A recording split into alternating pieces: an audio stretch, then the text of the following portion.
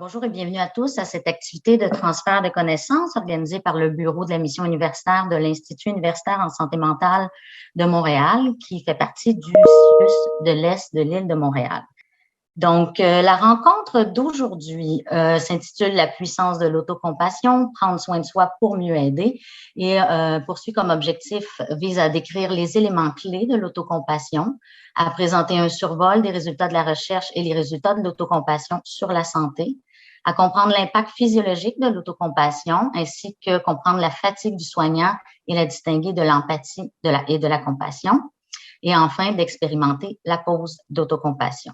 Le tout sera couronné par la période des questions à la toute fin. Je vais maintenant vous présenter brièvement nos conférencières. Donc, débutons avec Mme Linda Brisson, qui est psychologue depuis 1988. Elle exerce principalement à l'Institut universitaire en santé mentale de Montréal, où elle intervient auprès des personnes souffrant de troubles complexes d'anxiété et de l'humeur associés à des troubles relationnels.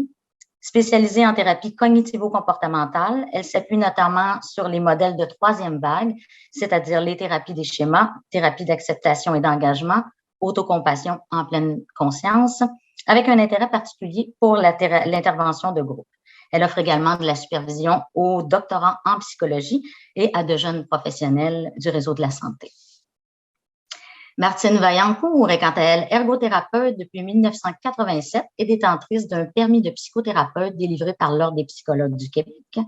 Elle pratique à l'Institut universitaire en santé mentale de Montréal depuis maintenant 30 ans. Elle a développé une expertise en psychothérapie individuelle et de groupe auprès de personnes souffrant de troubles complexes de l'anxiété et de l'humeur, ainsi que des troubles relationnels. Sa pratique est basée sur une approche intégrative, incluant notamment les schémas de Jung, la pleine conscience, la thérapie d'acceptation et de l'engagement, ainsi que l'autocompassion en pleine conscience. Dans le cadre de son travail en milieu hospitalier universitaire, elle fait également de la supervision auprès de professionnels du réseau de la santé. Linda Brisson et Martine Vaillancourt se sont toutes deux initiées à la méditation de pleine conscience il y a une quinzaine d'années, ce qui les a par la suite amenées à compléter la formation d'instructeurs pour l'enseignement du programme Mindful Self-Compassion, élaboré par les docteurs Christine Neff et Christopher Germer, par le Center for Mindfulness, affilié à l'École de médecine de l'Université de Californie à San Diego. Elles ont aussi obtenu le statut d'enseignante certifiée pour ce programme. Avant de leur laisser la parole, je tiens à préciser que Mesdames Vaillancourt et Brisson ont déclaré n'avoir aucun conflit d'intérêt potentiel en lien avec cette présentation. Mesdames, la parole est maintenant à vous. Alors, merci à Valérie pour cette présentation. Merci aussi au CIUS de l'Est de Montréal de nous avoir invités. On est très heureuses, Linda et moi, de venir vous présenter un sujet qui nous passionne beaucoup toutes les deux.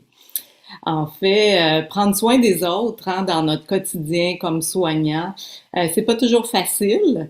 Ça peut devenir de plus en plus lourd avec les années. Non seulement parce qu'on est confronté à la souffrance des gens qu'on aide, nos patients, ou pour les gestionnaires confrontés à la souffrance de nos employés, mais aussi parce tout ça, ça se rajoute aux défis, aux difficultés qu'on vit dans notre propre vie personnelle. Donc, de nombreuses recherches dans les dernières années viennent nous confirmer que l'autocompassion a un impact important sur la gestion de nos souffrances émotionnelles et physiques dans notre quotidien. C'est un peu ça qu'on va tenter de vous présenter. Je pense déjà, Valérie vous a dit le plan, fait que c'est super. Donc, dans la prochaine heure, on va vous présenter ces aspects-là.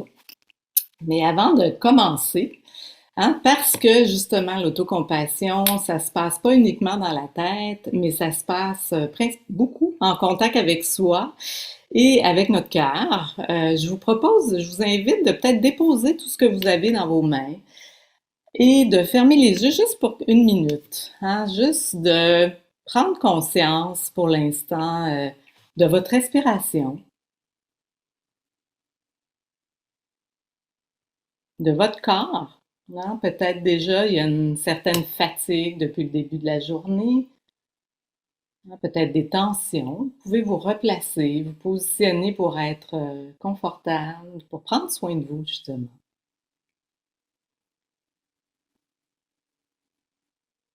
Et tout doucement, je vous amène à prendre conscience de votre intention aujourd'hui d'être là. D'être là ce midi avec nous. Qu'est-ce qui vous amène ici?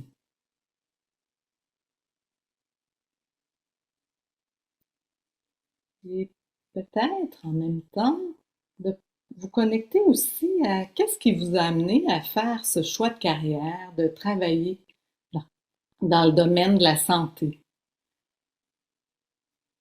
Peut-être qu'il y a un lien avec vos valeurs. J'aime simplement se connecter à ça en ce moment.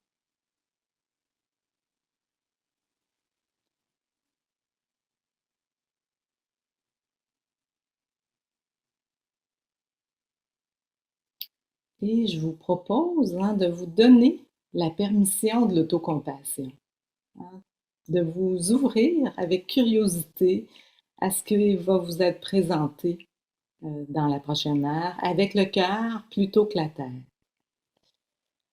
Alors, vous pouvez ouvrir à nouveau les yeux, puis peut-être je vous dis bienvenue à nouveau. Peut-être vous êtes un petit peu dans un autre espace en ce moment. Et j'irais, pour comprendre l'autocompassion, il faut peut-être commencer par comprendre qu'est-ce qu'est la compassion. La compassion, c'est le désir que tous les êtres vivants soient libres de souffrance. C'est ce que le Dalai Lama nous dit. Ça veut dire se relier à une personne qui est en train de souffrir, avec gentillesse, attention, compréhension, dans un désir de venir soulager sa souffrance, la soutenir, l'aider.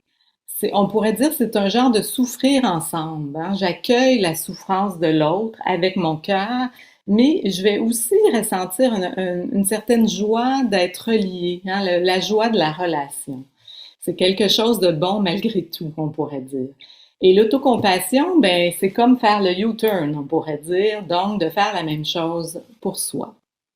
Alors, je vais lancer la parole à Linda.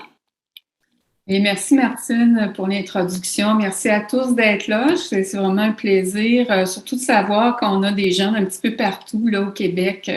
C'est rare qu'on a cette possibilité-là. Alors, c'est les côtés positifs des technologies. Donc, Martine vient nous parler de la compassion.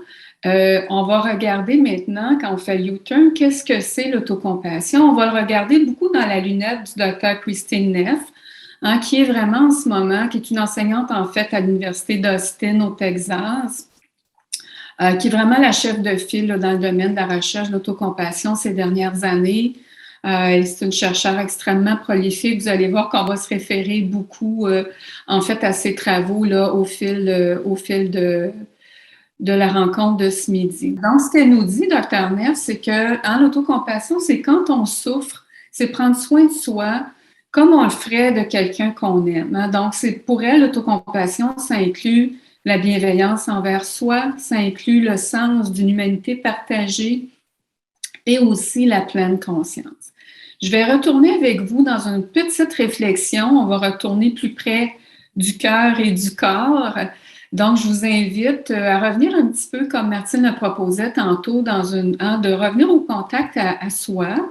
Peut-être de vous réinstaller dans votre chaise, votre fauteuil, dans la façon la plus confortable possible en ce moment.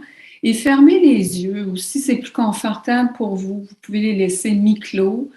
Et prenez le temps de faire contact avec votre souffle un instant. Donc, c'est vraiment l'idée de simplement revenir un petit peu dans sa bulle, de revenir avec soi, là, plutôt que d'être un petit peu éparpillé. Donc, on va juste contacter notre respiration.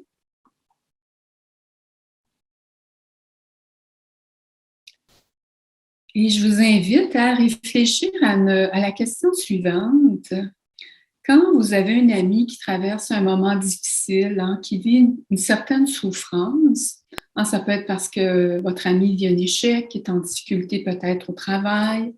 Qu'est-ce que c'est votre attitude envers cet ami-là qui est dans la souffrance?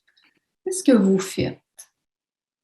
Essayez de vous imaginer dans cette situation-là, peut-être en général avec vos amis, peut-être même face à une amie en particulier qui vivrait une souffrance, peut-être un certain stress. Comment vous vous adressez à lui ou à elle? Qu'est-ce que c'est vos paroles? Sur quel ton peut-être vous lui parlez? Quelle intention vous avez envers cette personne-là? Comment vous vous sentez quand vous vous adressez à cette personne-là, à cet ami qui est en souffrance? Vous prenez le temps de vous faire une image de ça. Donc, tout est possible, hein? Il n'y a pas de bonne, mauvaise réponse, là, mais essayez de voir comment vous répondez à la souffrance de vos amis. Et puis maintenant, laissez aller cette première réflexion-là. Et je vous invite maintenant, toujours avec les yeux fermés, en restant en contact avec vous, vous demandez, quand vous-même vous êtes dans une situation de souffrance, quand vous êtes en difficulté, qu'est-ce que c'est votre réaction par rapport à votre propre souffrance? Est-ce que vous vous parlez? Qu'est-ce que vous faites? Qu'est-ce que vous vous dites? Sur quel ton vous vous parlez, si vous vous parlez? C'est quoi les gestes que vous posez pour vous? Quelle intention, quelle émotion vous habite quand vous-même vous êtes dans une situation de souffrance? Encore une fois, peut-être parce que vous avez un échec, quelque chose qui va moins bien dans votre vie. Vous pouvez réouvrir les yeux, on va revenir tout de suite, là, tout le monde ensemble. En fait, il y a plusieurs réponses possibles à ces deux questions, mais assez souvent, on note une différence selon qu'on est tourné vers l'autre ou vers soi. Puis la plupart du temps, en fait, les gens vont nous dire qu'il y a plus de facilité à donner de la compassion, de l'attention à l'autre qu'à soi. Il y a des différences individuelles, il n'y a rien d'anormal, peu importe ce que vous avez remarqué. Mais Christine Neff, justement, s'est penchée là-dessus. Elle a regardé la population générale aux États-Unis. Et ce qu'elle trouvait, en fait, c'est que 78% des gens qui répondaient, qui disaient que c'était plus facile d'offrir de la compassion à l'autre. D'autres, 16% disaient que c'était assez égal offrir de la compassion aux autres ou à soi. Puis il y avait un petit pourcentage, 6%, qui trouvaient que ça se faisait mieux en direction de soi. Donc, il y a moins de gens, mais ça existe aussi. Et il y a une différence quand même entre les hommes et les femmes, c'est important de le souligner. Donc, les femmes ont, à 84%, disent avoir plus facilement de compassion pour les autres. Et chez les hommes, c'est 70% qui notent avoir plus facilement de la compassion pour les autres. Donc, on voit que si nos voisins américains sont dans ces, dans ces données-là, dans ces chiffres-là, on peut imaginer qu'on est assez près puis qu'on a encore pas mal de travail à faire pour se soigner avec plus d'attention. Puis ce serait particulièrement le cas, en fait, pour les femmes. Donc, je laisse Martine prendre la parole maintenant pour définir un petit peu plus ce qu'est l'autocompassion. En fait, tout à l'heure, on a défini 3 composantes, la pleine conscience, l'humanité partagée et la bienveillance. La première composante, donc, pleine conscience, que Christine Neff oppose à la rumination. Pour être capable de se donner de la compassion, on doit d'abord être conscient de notre souffrance, la reconnaître, se tourner vers elle, se tourner vers l'émotion difficile, puis rester avec. Donc, le premier réflexe qu'on a souvent, les humains, c'est de repousser nos émotions difficiles ou de les ignorer, de faire semblant qu'elles n'existent pas.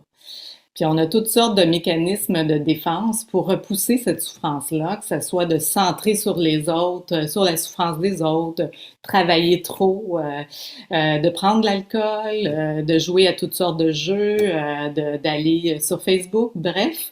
On a beaucoup d'imagination pour se déconnecter de nos émotions. Puis à d'autres moments, au contraire, on se fait complètement envahir par l'émotion. Puis on va trop rapidement au mode de résolution de problèmes. Donc, si par exemple, je viens d'avoir une discussion difficile avec un collègue ou avec un de mes employés comme gestionnaire, ma tête va commencer par me dire « Aïe, j'aime pas ça ce qui vient d'arriver, je dois régler ça immédiatement, faut vraiment, j'ai l'impression que l'autre est fâché contre moi. » Puis là, on part dans notre tête, puis on reste coincé là. On va ruminer sans arrêt. pour tenter de régler la situation. Puis pendant que je suis dans cette rumination-là, même des fois, ça peut prendre une expansion, hein, une exagération encore plus grande. La pleine conscience, qu'est-ce que c'est? Ça vient m'aider justement à m'arrêter, à me donner une perspective de l'ensemble de la situation, hein, pour justement me créer de l'espace, reconnaître l'émotion que je suis en train de vivre et rester en équilibre avec elle.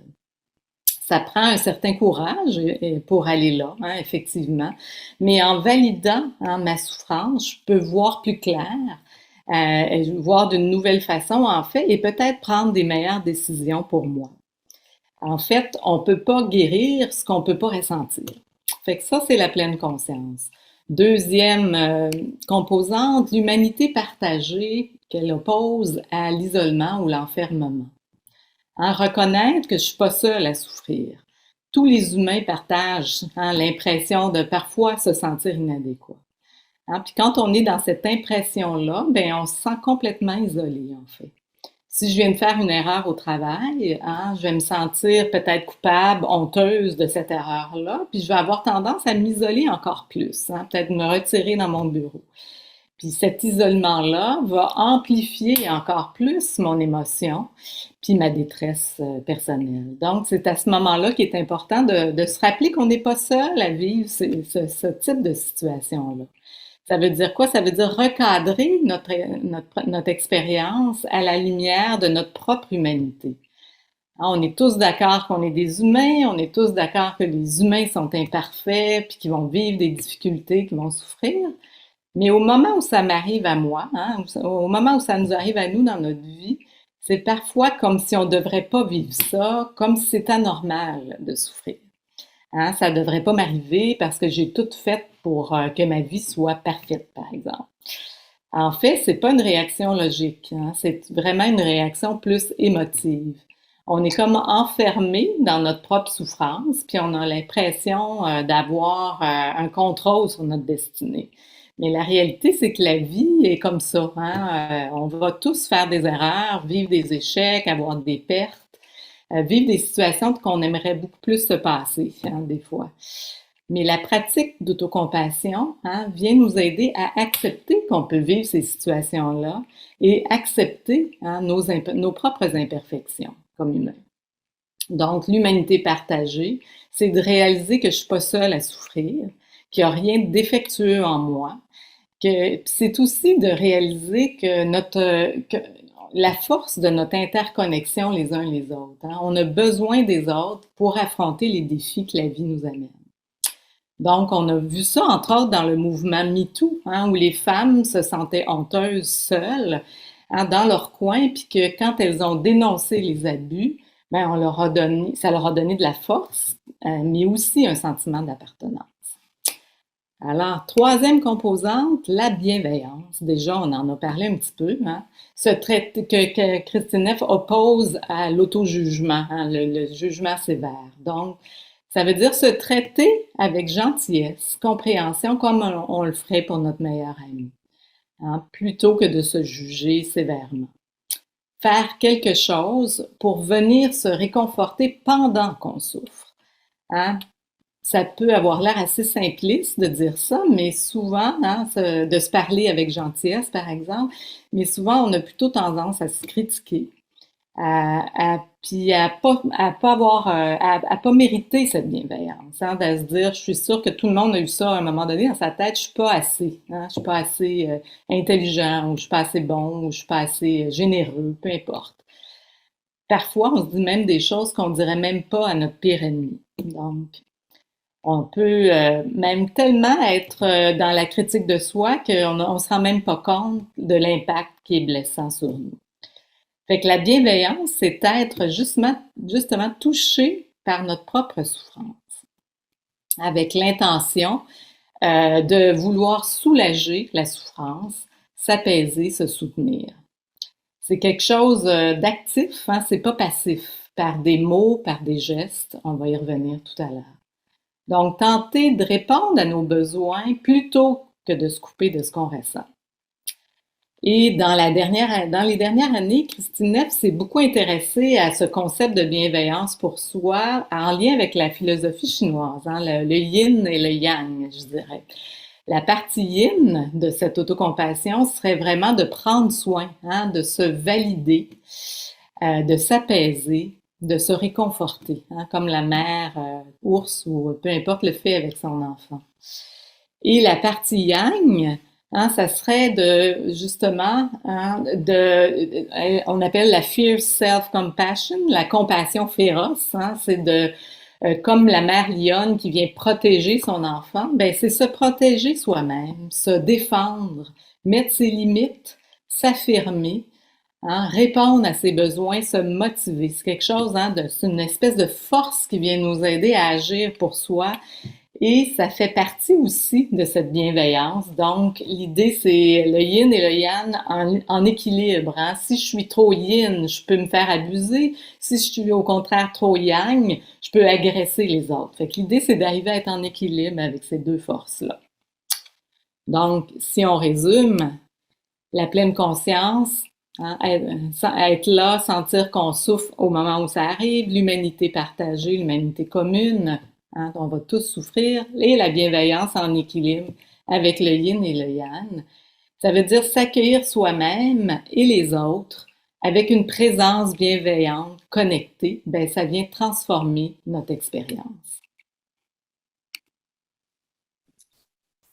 Merci, Martine. Mais un mot maintenant sur la recherche. En fait, juste vous dire, hein, que l'engouement récent là, pour l'autocompassion, c'est pas le fruit là, d'un mouvement psychopop. Là. D'abord, je pense que ça part vraiment d'un besoin important, peut-être particulièrement depuis le COVID, là, des gens d'avoir vraiment des ressources pour se prendre soin d'eux-mêmes.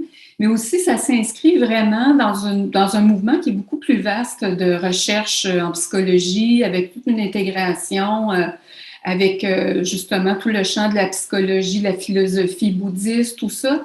Fait que donc, la recherche sur l'autocompassion, c'est comme un des filons de tout ce mouvement-là, qui inclut notamment aussi toute la recherche sur la pleine conscience en tant que telle, dans l'idée de favoriser le bien-être.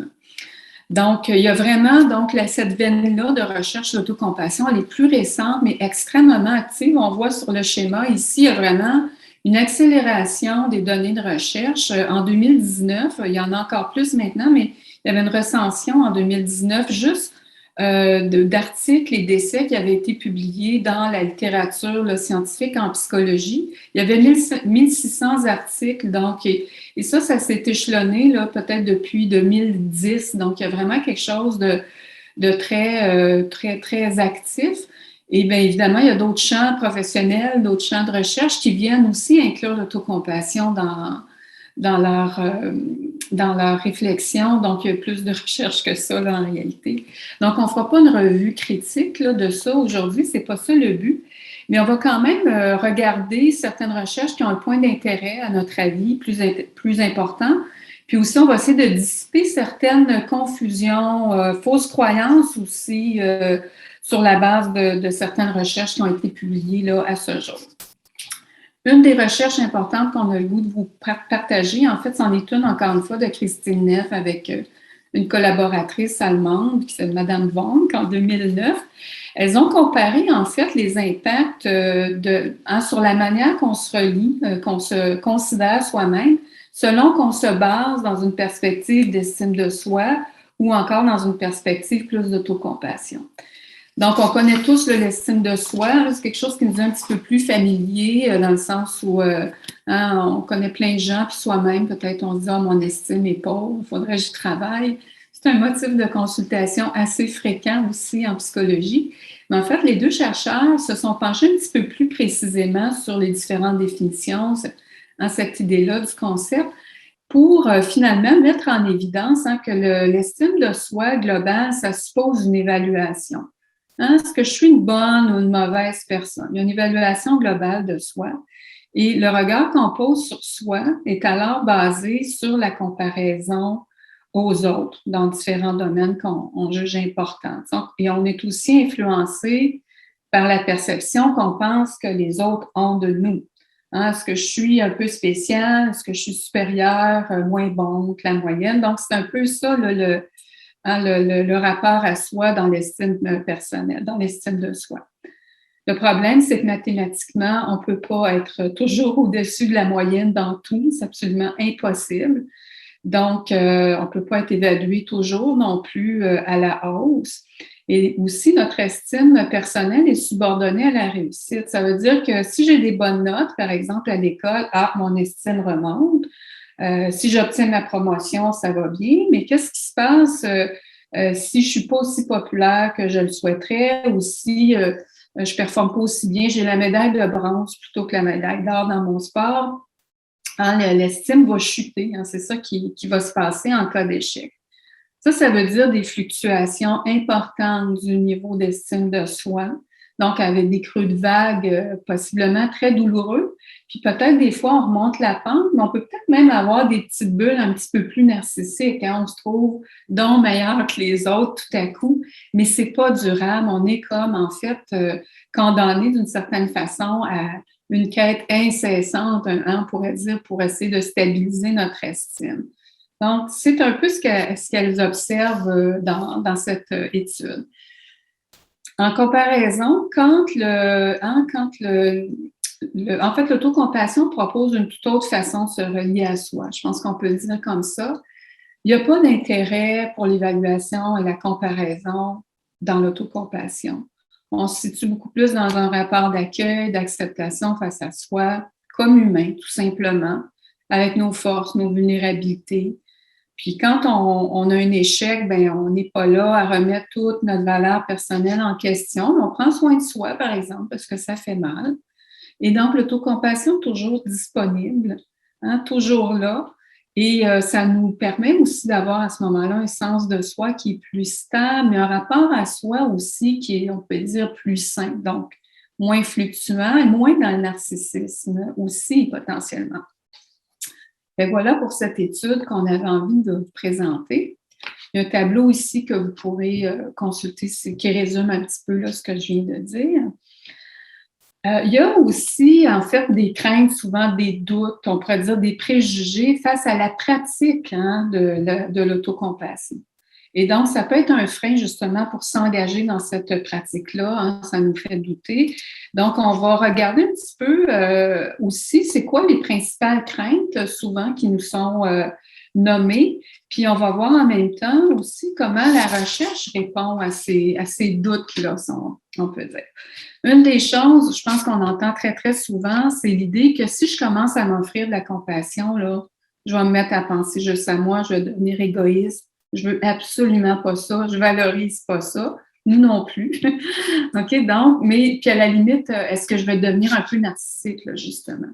La recherche hein, nous révèle plutôt que les gens qui ont plus d'habileté de compassion pour eux ont plus de compassion envers les autres. Ils ont une meilleure capacité aussi de faire des compromis dans les situations de conflit, notamment hein, dans la relation de couple. Ils vont se montrer aussi plus solidaires, plus attentifs à l'autre avec leur partenaire. Donc, on est assez loin de l'égoïsme. Hein? Une autre chose qu'on entend souvent, c'est de la complaisance. C'est pas du tout la complaisance, l'autocompassion. Je pense qu'il faut rectifier ça à la base. Hein, ça ne correspond pas du tout à du laisser aller, là, comme on voit là, ici à l'image. Parce que, en fait, avec la pratique d'autocompassion, notre intention, c'est de prendre soin de soi et pour notre bien-être à long terme. Ça ne veut pas dire qu'on ne mange pas des chips, de la pizza, puis qu'on ne se lâche pas un peu des fois, là, c'est pas ça du tout. Mais on va quand même, la partie yin et la partie yang, en fait, comme le décrivait tantôt Martine, vont nous amener aussi à garder un certain équilibre là-dedans. Donc, on va se mettre des limites. Hein, donc, on va se faire plaisir, mais on va aussi se mettre des limites, comme on le ferait avec nos enfants. On ne leur laisse pas manger la crème glacée là, à tous les repas, mais ils peuvent en manger. C'est pareil, en fait, quand on a de la compassion pour soi. Et la recherche nous montre aussi qu'avec plus d'habileté de compassion pour nous-mêmes, on va avoir plus, en fait, les gens vont avoir plus de comportements pro-santé, c'est-à-dire faire plus attention à l'alimentation, faire plus d'exercice, être peut-être plus modéré dans la consommation d'alcool, faire les bilans de santé. Donc, ça permet de soutenir davantage ce type de comportement. Autre chose qu'on entend souvent, c'est de l'apitoiement ou encore, là, c'est comme de la déresponsabilisation. Là, c'est comme si on met la faute sur les autres ou on est là à se plaindre dans son coin. En fait, les différentes composantes de l'autocompassion, au contraire, viennent nous aider. Encore une fois, il y a de la recherche là, qui nous appuie là-dedans à reconnaître nos erreurs. Donc, il y a comme un sentiment de sécurité qui s'installe, qui fait qu'on va prendre plus facilement la responsabilité de nos actes, on va s'excuser plus facilement, notre ego ne sera pas abîmé. On va juste être simplement dans des excuses sincères, c'est tout. Et aussi, on voit que des gens avec plus de compassion, donc qui vont avoir un discours plus soutenant envers eux-mêmes, plus de chaleur envers eux-mêmes, vont aussi rester mobilisés plus face aux obstacles. Il va y avoir une perspective plus juste là, de la souffrance, moins de dramatisation, puis moins de rumination. Donc, on n'est pas comme notre personnage ici à se plaindre comme ça. Peut-être le dernier qu'on voulait regarder, peut-être je peux juste dire sur la faiblesse, il y a aussi cette crainte-là de devenir un petit peu faible. En fait, il y a plus de résilience, on observe plus de résilience, en fait, notamment dans des situations adverses, des épreuves comme les divorces, et aussi quand il y a de la douleur chronique, les gens sont beaucoup plus résilients quand ils ont des habiletés d'autocompassion. Le dernier où je voulais venir, en fait, c'est toute la question de la motivation. Est-ce que, par exemple, je ne pourrais pas devenir moins performant, moins motivé? Ça prend un petit coup de fouet des fois pour se motiver. On a beaucoup ces croyances-là. En fait, ce que la recherche nous montre, c'est que les standards personnels chez les gens qui ont de la compassion pour eux sont tout à fait semblables aux personnes qui vont être plus critiques. La différence, c'est que quand il y a des échecs, si on a plus de compassion pour soi, en fait, on va en avoir moins peur, on va moins s'attaquer, on va moins en souffrir. Donc, l'échec nous fera moins peur, puis on va persévérer aussi davantage.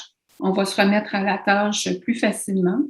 Alors que si on est dans l'auto-jugement, dans le dénigrement même, bien, en fait, ça va simplement détériorer notre confiance et augmenter, en fait, la peur de l'échec.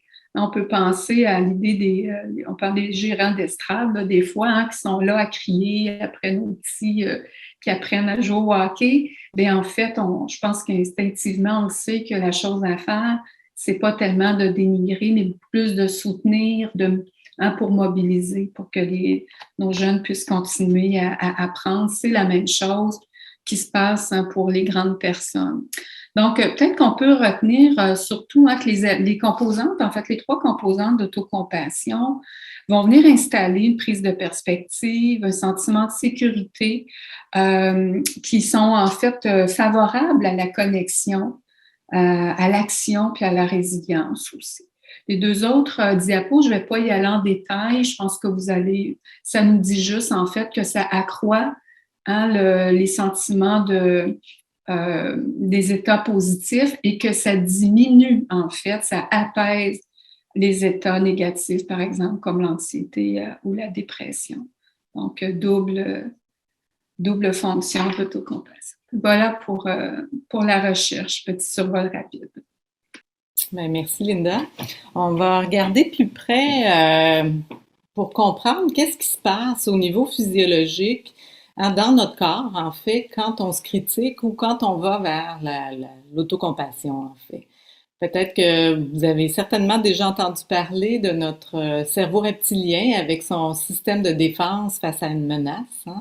Ce système-là qu'on retrouve chez tous les humains, évidemment, ça nous a protégés, puis ça nous a permis de survivre, de s'adapter pendant des milliers d'années. Donc, devant une menace, notre système, qu'est-ce qui arrive? Notre système sympathique est activé.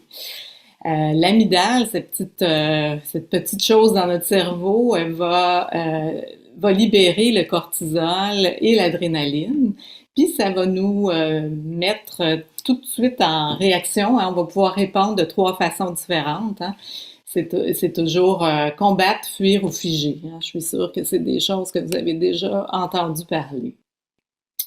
Ce système travaille très bien pour nous protéger contre des menaces réelles, des menaces physiques. Hein. S'il y a un chien qui me saute dessus, je vais réagir avec une de ces trois façons-là.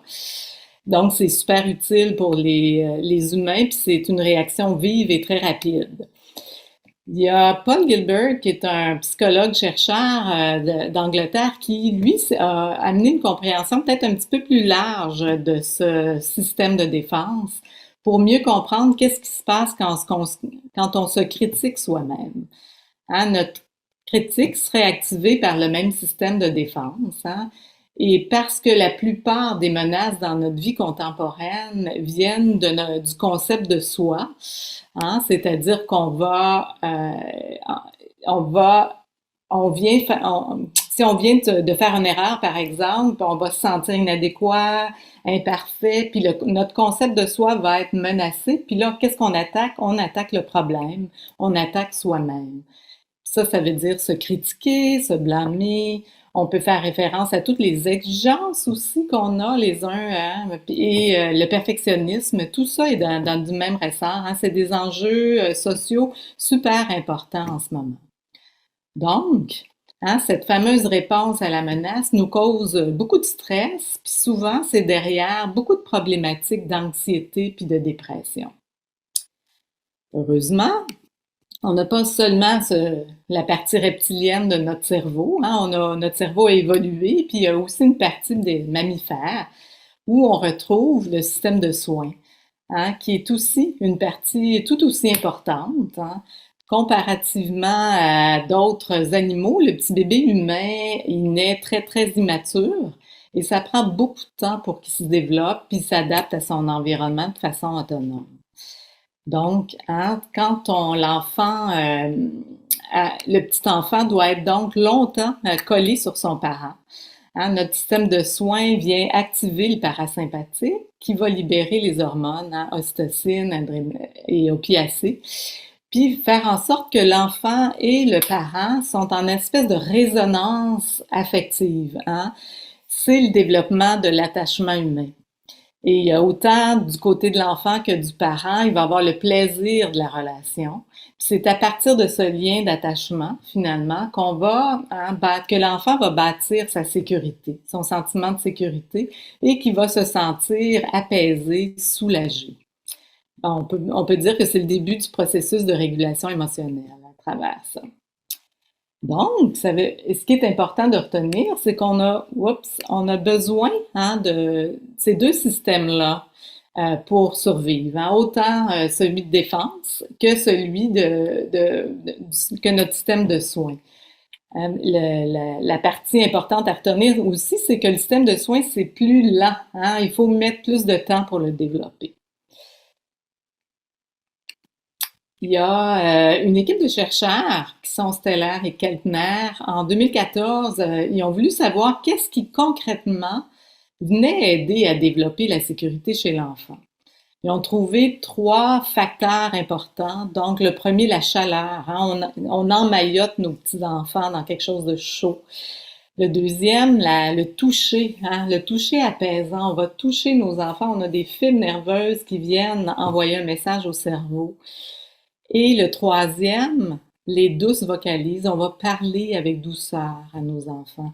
Hein? Puis ces 3 composantes-là, ces 3 facteurs, ils viennent activer ce que je vous parlais tout à l'heure, le parasympathique, et vont libérer ces hormones. Puis le parent et l'enfant sont donc ensemble en accordance, puis c'est là que l'enfant va se sentir en sécurité et apaisé. Donc, quand on pratique l'autocompassion, spécifiquement avec des gestes physiques, hein, de mettre notre main, avec des mots, se parler avec douceur, on vient générer cette sensation de sécurité, hein, qui est activée par notre système de soins. Ça vient justement contrecarrer le stress qui est généré par notre système de défense. Donc, on vient réguler nos émotions à partir de l'affiliation à soi. Puis on fait en fait la même chose qu'on ferait comme si je suis parent puis je suis devant mon enfant qui fait de la fièvre. Hein, je vais en prendre soin, je vais le réconforter avec tout mon cœur, pas pour lui enlever la fièvre parce que la fièvre elle va faire son temps, hein, mais pour venir prendre soin de cet enfant.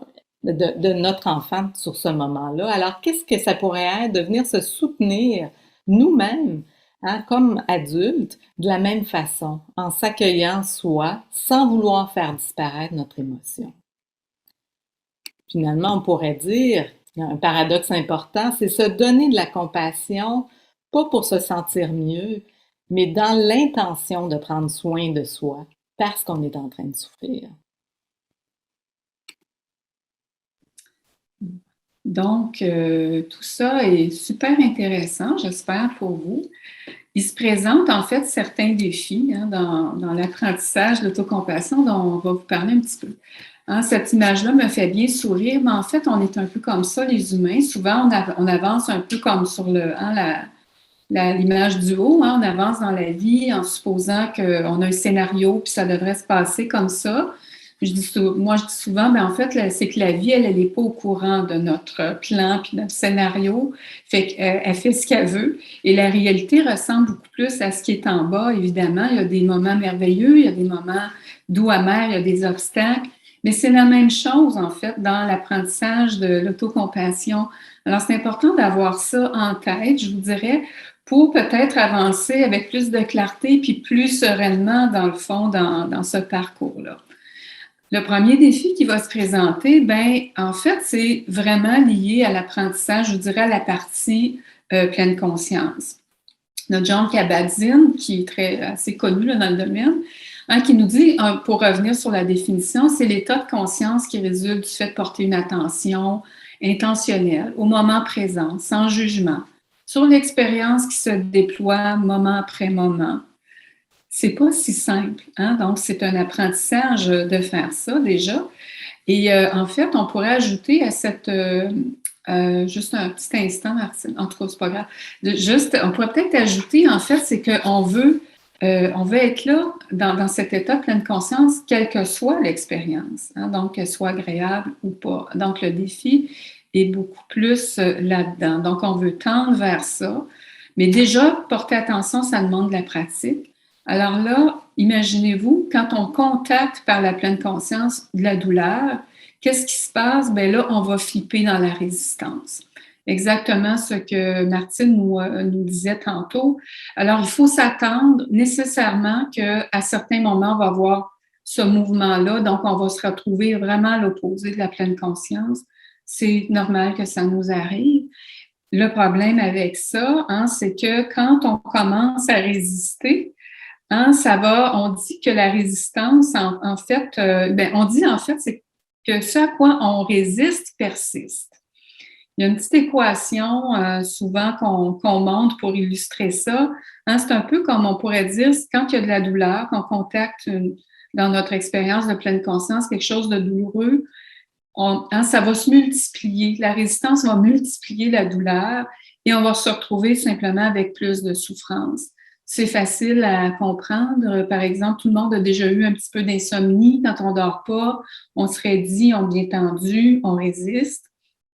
Qu'est-ce qui se passe? Bien, on dort encore moins. Puis là, des fois, on est parti pour une séquence de mauvais sommeil, hein, parce qu'on est dans la résistance. À la fois, c'est un phénomène normal, on l'a dit tantôt, mais il faut s'attendre que ça se présente quand même pendant notre pratique d'autocompassion.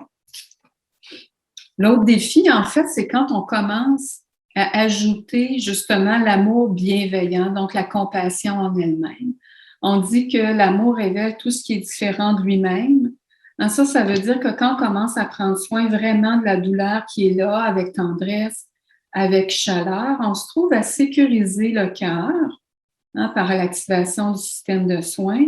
Le cœur s'ouvre et ça peut laisser émerger des souffrances. En fait, ça va nous rappeler souvent, peut-être, toutes les fois où on a été peut-être privé d'affection, soit qu'on s'est négligé soi-même, soit qu'on aurait aimé être plus aimé, qu'on fasse plus attention à soi.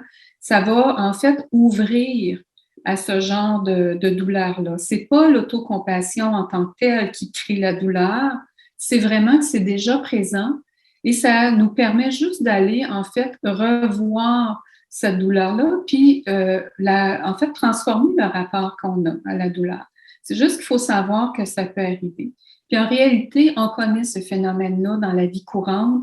Hein, par exemple, moi, je pense souvent aux retrouvailles de familles là, qui ont été séparées à l'aéroport. On voit les gens se retrouver parfois, là, ils sont dans des sentiments vraiment de bonheur, mais il y a du bon puis il y a de la douleur dans les retrouvailles. Hein. Je suis donc contente de pouvoir serrer mes enfants dans mes bras. Je les ai pas vus depuis longtemps. Mais en même temps, ça fait mal parce que j'ai en même temps contact avec le manque qui a été là. Donc, c'est des choses qui vont se présenter, c'est certain, dans la pratique d'autocompassion. Il faut juste savoir comment s'occuper de ça, en fait. Et donc, c'est habituellement avec les mêmes compétences de pleine conscience et de compassion. On va revenir un petit peu plus loin à ça. Donc, ce que ça nous dit, c'est qu'il faut quand même approcher ça d'une façon, je dirais, l'apprentissage d'une façon avec doigté, je dirais, puis de garder à l'esprit que ces choses-là peuvent arriver. On a, peut-être aller à l'autre diapo, s'il te plaît, Martine, on a un repère visuel, en fait, pour guider l'apprentissage.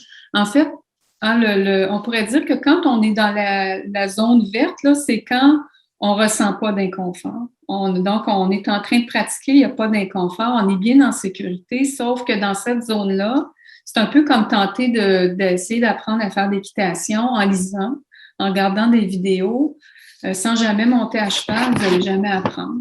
Hein, ben, c'est pareil pour l'autocompassion, en fait.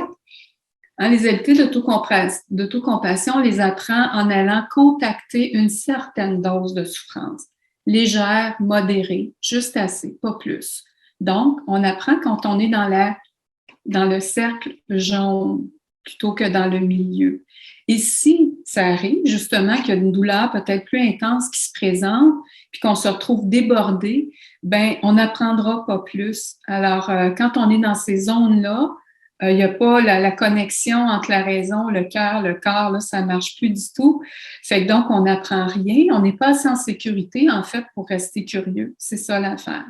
Tandis que quand on est dans la zone jaune, on va se sentir inconfortable, mais suffisamment en sécurité pour rester curieux, tolérer ce qui est là, s'y intéresser. Si jamais on passe sans le vouloir, des fois on est surpris, puis on se retrouve débordé. En fait, l'idée, c'est de juste ralentir la pratique. Souvent, on va juste avoir besoin de faire d'autres choses pendant un certain temps, quelques minutes, des fois quelques jours, puis on va aller prendre soin de soi de façon indirecte, autrement que par des pratiques d'autocompassion là, formelles. C'est des moments où on va aller se tourner peut-être plus vers justement la composante plus de pleine conscience, souvent de venir s'ancrer dans la respiration. Ça va vraiment nous permettre de revenir dans une zone jaune, je dirais, modérée ou même complètement en sécurité, de se tranquilliser. Il y a des gens, par contre, pour qui la respiration, c'est pas un ancrage qui est super utile, c'est peut-être même source de plus d'anxiété. À ce moment-là, on va aller se tourner vers d'autres façons d'aller s'ancrer. Il y en a plusieurs. Une autre très répandue qu'on utilise aussi avec la pleine conscience, c'est l'ancrage des pieds au sol. On peut faire le même type d'exercice avec les mains. Je veux juste vous dire qu'on n'a pas le temps, évidemment, de faire tout ça aujourd'hui, mais il en existe plusieurs. Et à la fin, on va venir vous dire où aller chercher aussi ces informations-là si vous voulez les pratiquer par vous-même. Donc, ces mêmes pratiques-là, on peut les faire pas juste si on est débordé pendant qu'on pratique l'autocompassion. L'enracinement, ça se fait aussi quand on est au travail, qu'on est dans des multiples stress, qu'on est débordé. Ça arrive souvent qu'on est débordé au travail, dans notre vie personnelle. Bien, juste de prendre un temps de ralentir, porter attention vraiment intentionnellement sur le contact des pieds au sol ou de nos mains, en désinfectant nos mains, en mettant de la crème. Ça, là, ça fait déjà une différence, puis ça peut nous ramener assez facilement, justement, dans un niveau plus confortable au plan émotionnel. OK, bien merci. On va aller vers peut-être le dernier thème de notre présentation, qui est l'épuisement professionnel. On va essayer de comprendre qu'est-ce que c'est, puis peut-être voir est-ce que l'autocompassion pourrait venir nous aider. Hein. Puis quand je vais parler de soignants, hein, je m'adresse autant aux travailleurs de la santé qu'aux aidants naturels, qu'aux gestionnaires, parce qu'on vit tous ça, tout le monde, quand on parle d'épuisement professionnel. Et l'épuisement professionnel, hein, ça peut être aussi le burn-out, la fatigue du soignant, hein, selon le terme que vous souhaitez. Donc, pour mieux comprendre ça, ben souvent, hein, il y a une exposition continuelle à la souffrance pour les soignants. Hein. On est continuellement exposé à ça, avec des exigences, hein, un niveau élevé d'exigence et d'intelligence émotionnelle. Puis ça nous demande énormément de flexibilité, hein? Fait que ça, faut en être conscient. Puis il y a aussi les conflits de valeurs, hein? Faut réaliser cet aspect-là aussi. Le défi, des fois, d'être entre l'arbre et l'écorce, hein? De voir peut-être certaines demandes que l'employeur nous fait puis qu'on n'est pas nécessairement en accord tout le temps. Ça fait partie, hein, des choses aussi, puis ça peut nous mettre parfois en déséquilibre. On va essayer de voir maintenant qu'est-ce qui se passe dans le corps, dans le cerveau, en fait, quand on est en relation thérapeutique ou en relation avec quelqu'un. Le cerveau humain, hein, peut-être que vous savez déjà, est très social. Hein. En fait, on a des neurones qu'on appelle les neurones miroirs, qui sont dédiés à venir nous faire percevoir dans notre corps exactement ressentir ce que l'autre ressent en face de nous. Hein, ce sont des neurones qui nous ont permis, en fait, encore une fois, de survivre à l'espèce, hein, parce qu'on a besoin des autres pour survivre. Donc, ça a été aussi des choses qui ont été importantes. Si j'arrive, par exemple, juste avant, si j'arrive au niveau avec nos neurones miroirs, hein, ils ont aussi, ça a un effet de contagion. Hein. Si j'arrive au travail puis que tout le monde parle de frustration, hein, je vais raisonner avec ces neurones-là et je vais probablement me ressentir un peu de la même façon. Fait que c'est important de comprendre à quoi ça sert, ces neurones-là. Et si on va voir davantage dans la relation avec les autres, bien, dans toutes les relations, on va vivre d'abord cette résonance empathique. On s'ouvre à la souffrance de l'autre, donc avec empathie. Et je vais littéralement, hein, parce qu'on passe la journée avec la souffrance des autres, notre propre souffrance peut devenir de plus en plus difficile à soutenir, à tolérer. Puis ça va nous amener dans ce qu'on appelle la détresse empathique. Cette détresse, hein, elle vient activer encore une fois notre système de défense, puis ça va m'amener dans la résistance et l'épuisement peut nous guetter, puis on peut même aller jusqu'à la fatigue du soignant ou le burn-out.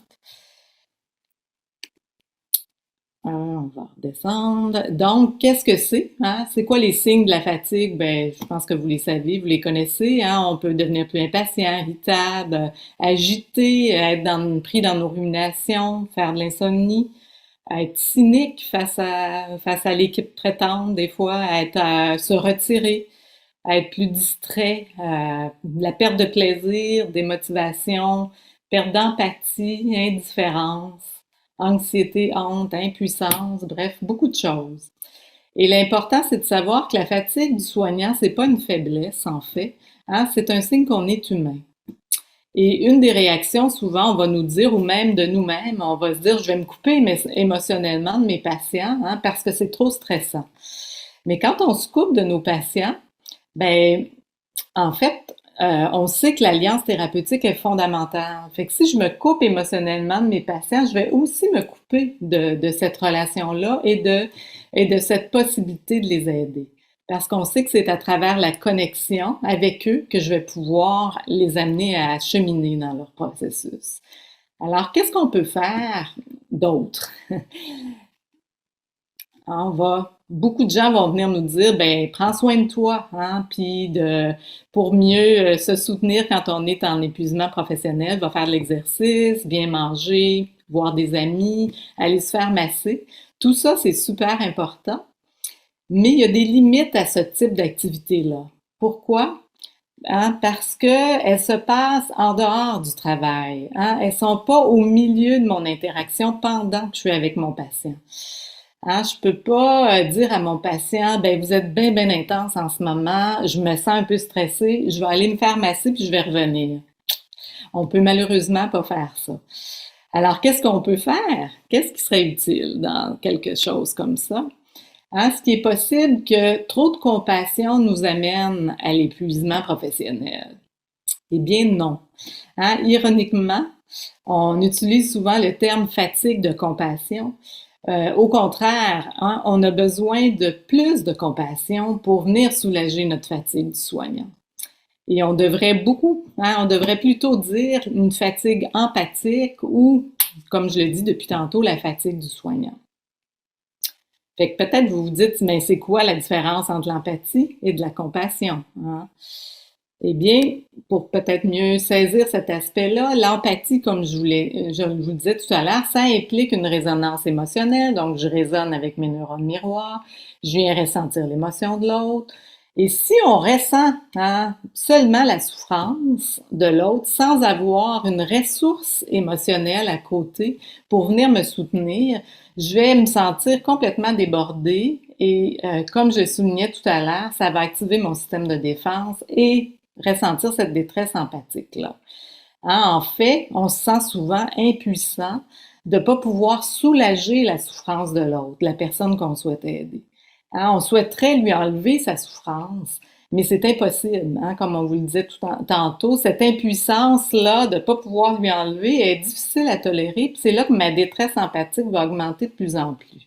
Hein, puis là, je viens qu'à me dire, mon Dieu, je suis pas capable de soulager mon patient.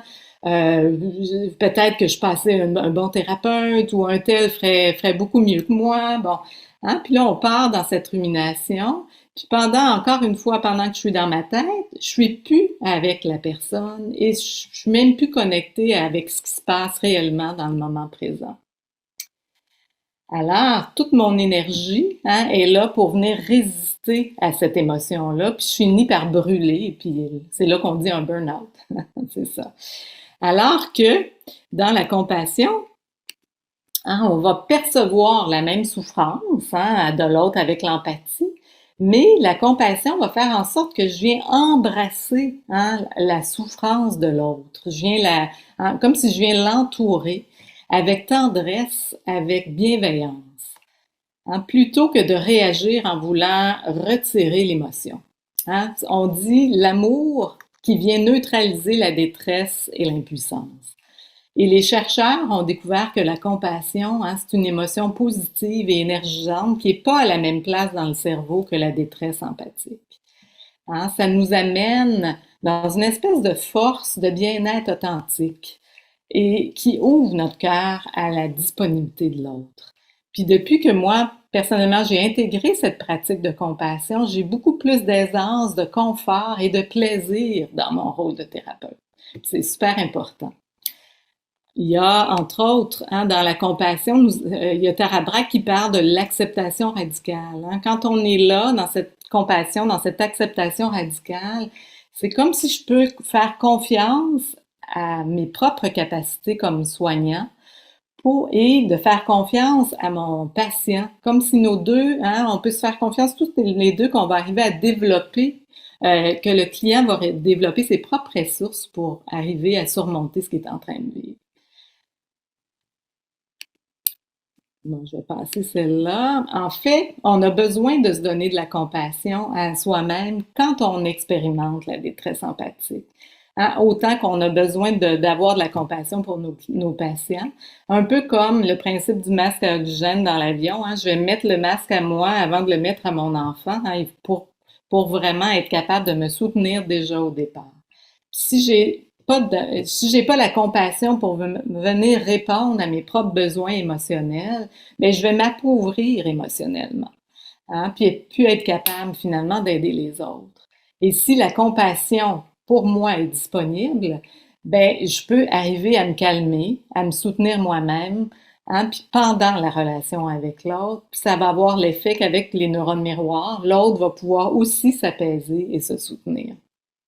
Voilà, mais j'espère que ça vous aide à comprendre un petit peu plus. On va aller avec Linda.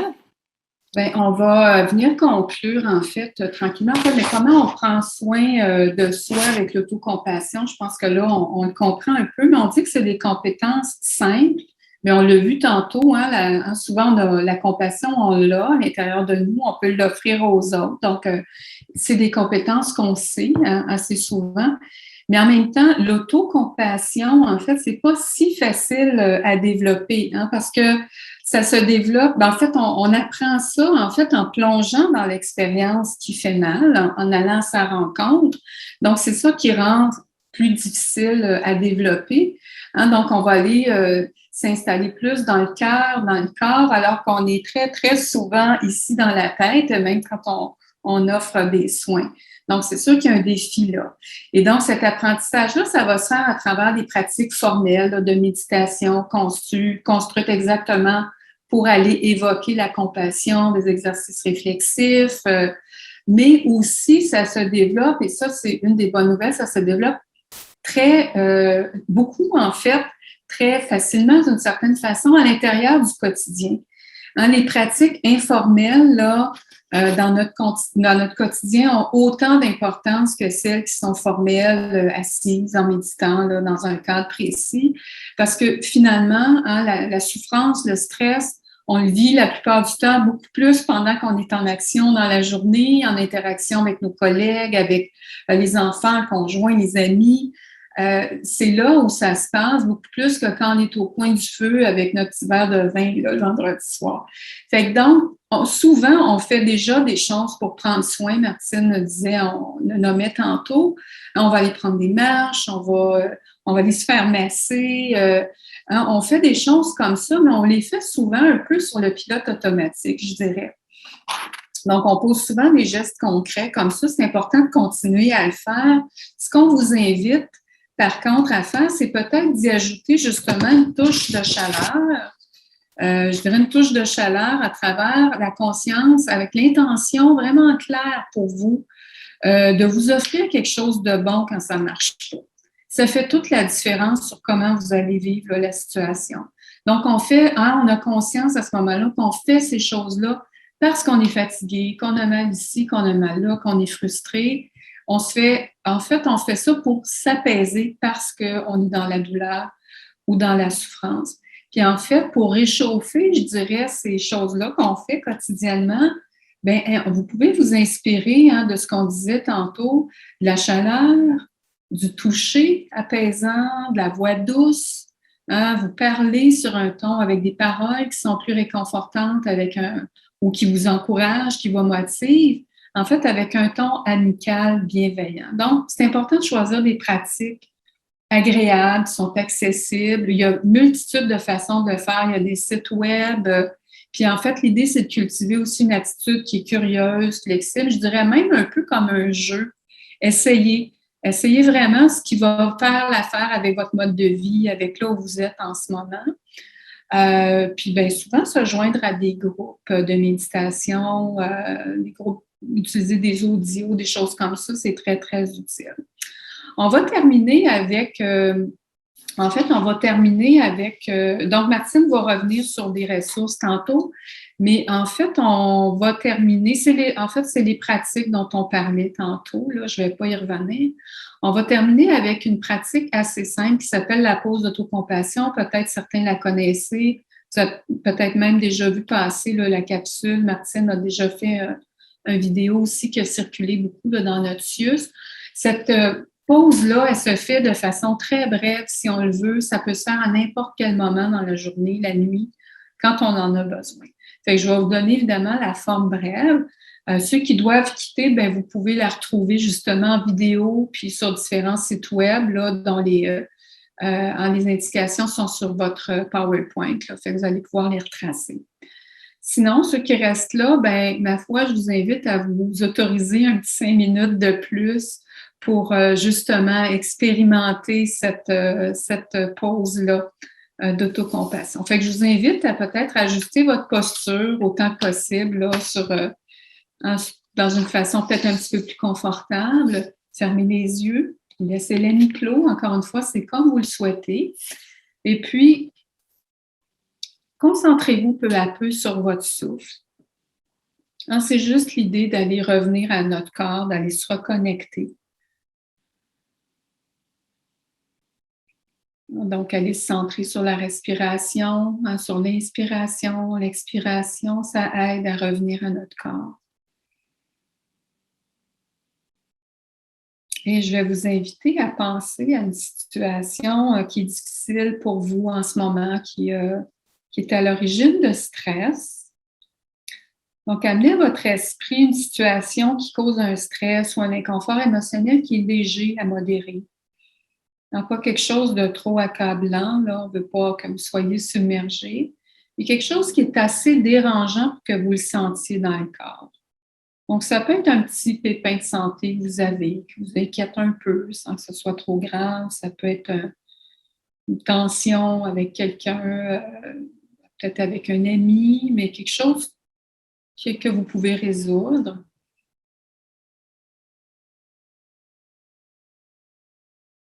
Et si jamais l'inconfort ne se présente pas dans le corps, bien, vous pouvez aller vers une situation un petit peu plus difficile, un petit peu plus stressante.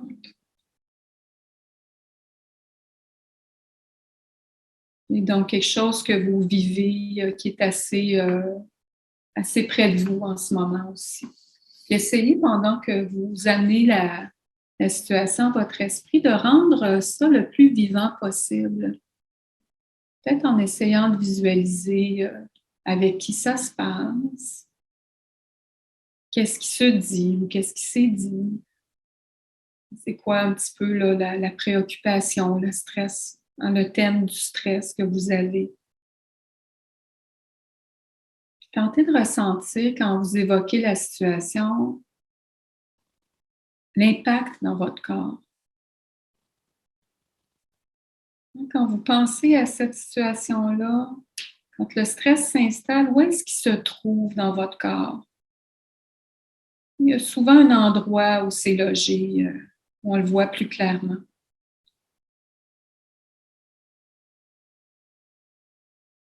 Et pendant que vous ressentez ce stress, je vais vous proposer des phrases qui viennent nous relier aux 3 composantes d'autocompassion qu'on a vues tantôt.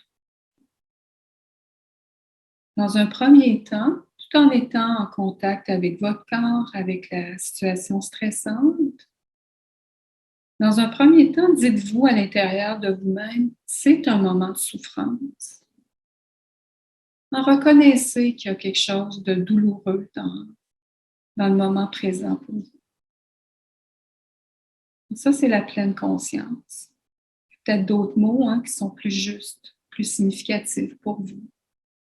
Genre, ça me stresse, ou c'est difficile, ça fait mal, ou ouch! C'est vraiment douloureux. Simplement reconnaître en nommant la souffrance qui est là.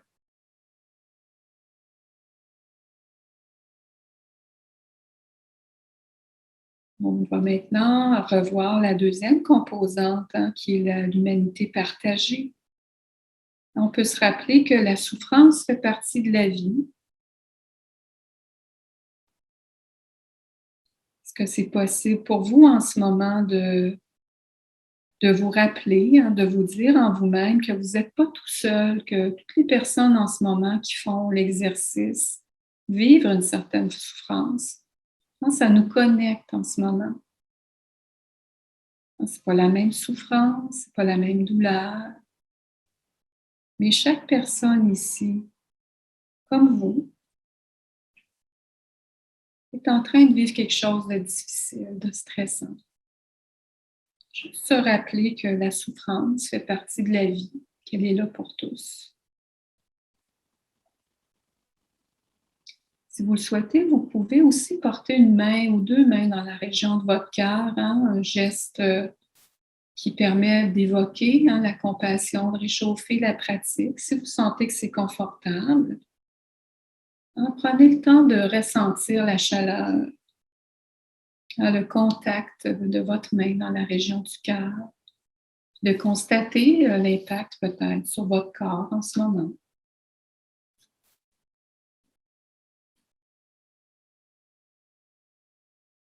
Et maintenant, est-ce que c'est possible de vous offrir de la bienveillance? Est-ce que vous pouvez être bon pour vous en ce moment?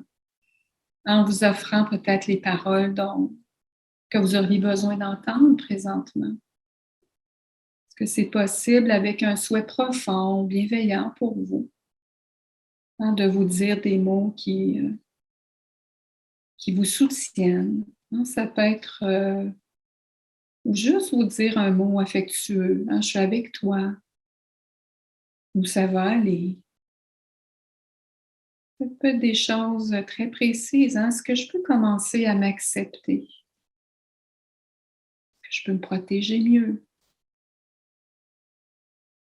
Est-ce que je peux me donner de l'espace? Est-ce que je peux être comme je suis, me sentir libre d'être comme je suis, me permettre d'être imparfait, imparfaite, me donner une chance, aller vers les mots qui sonnent juste pour vous, qui sont accordés à un besoin que vous avez en ce moment. Quand les mots ne viennent pas, c'est quand même bien possible que ce soit le cas. On peut se tourner parfois vers une autre personne, peut-être un ami qui passerait au travers des difficultés semblables. On pourrait imaginer ça, qu'on est en train de soutenir un ami qui vit quelque chose de semblable à ce qu'on vit en ce moment. Qu'est-ce que je lui dirais? Ce serait quoi le message simple, de cœur à cœur, que je voudrais lui offrir? Ça serait quoi mon intention? Si c'est possible, on peut simplement utiliser les mêmes paroles pour nous-mêmes.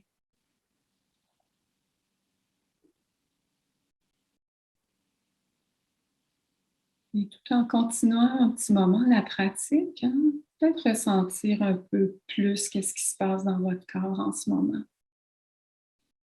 Puis laisser les choses telles qu'elles sont. Puis quand vous êtes prêt, revenir en fait, en ouvrant les yeux. Fait que voilà, c'est un petit échantillon, un tout petit, des pratiques qui sont enseignées, disponibles là, dans différentes ressources. Donc, Martine va nous parler. Alors, si je ne vous reviens pas d'ici la fin, là, merci infiniment d'avoir été là. C'est un plaisir. Et bonne journée. Prenez soin de vous, tout le monde. Bien, merci, Linda, pour cette pratique. Et vous venez de vivre donc une première expérience d'autocompassion, peut-être, ceux qui l'ont fait. Il existe un programme d'autocompassion qui a été créé justement pour développer cet outil-là. Christine Neff et Chris Germer ont développé ce programme-là, qui est un programme de 30 heures.